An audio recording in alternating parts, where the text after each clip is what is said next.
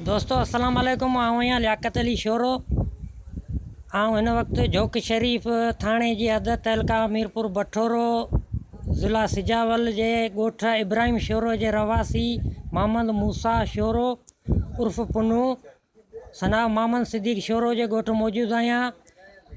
दोस्तों तव्हांखे ॿुधाईंदो हलां, हिन जा तफ़सील ॿुधाईंदो हलां त मुंहिंजो ॻोठ में अचण जो कारण मक़सदु इहो ई आहे त हिते जो 7 मुहर्रम ते हिकिड़ो वाक़ियो थियो जंहिंमें जहिड़े दौरान शदीद ज़ख़्मी थियल मोहम्मद मूसा उर्फ़ पुनू शोरो जेको हिन वक़्तु सिविल इस्पताल हैदराबाद जे दिमाग़ जे वार्ड में शदीद ज़ख़्मी हालत में एडमिट आहे, जंहिंजी दिमाग़ी ऑपरेशन खां पोइ उनजी जेका डॉक्टरनि जो चवणु आहे त उनजी दिमाग़ जी जेका मेन नस हुई उहा कटिजी वई आहे, जंहिंजी सर्जरी कई वई आहे।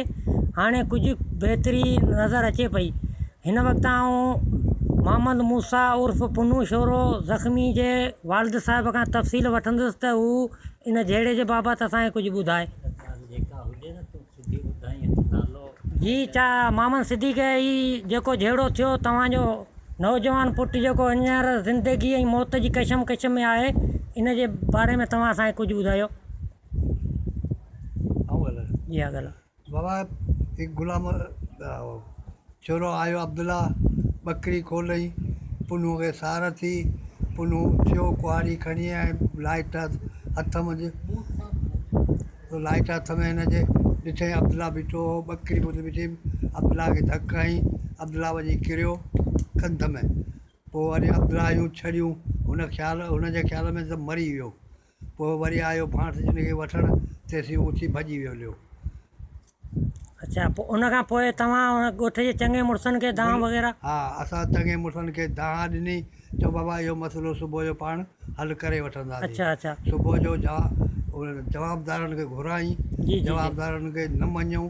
मुंहिंजो पुटु बीठो मुंडीअ ते ॿिज पे कढई, उते आया 9 ॼणा पी हिनखे वढे। 9 ॼणनि जे नालनि में कहिड़ा जवाबदार कहिड़ा हुआ जेके आया? ऐं जवाबदार बचल जी जी जी अब्दुल्ला अयूब साईं मुंहिंजा हज़ूर बश्क, ॿियो नूर मोहम्मद साईं सिकंदर जी जी ऐं इहो तो दीदार अञा बश्क रमज़ान इहे मौजूदु हुआ।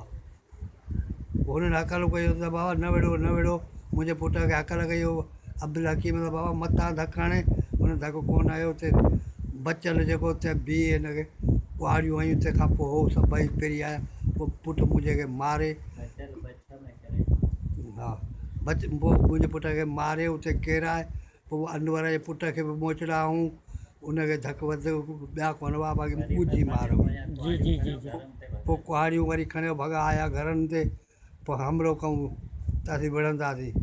पोइ हुन टीजे ते गुलाम रसूल खे चयो त बाबा ही न विढ़ो, छॾियो जान।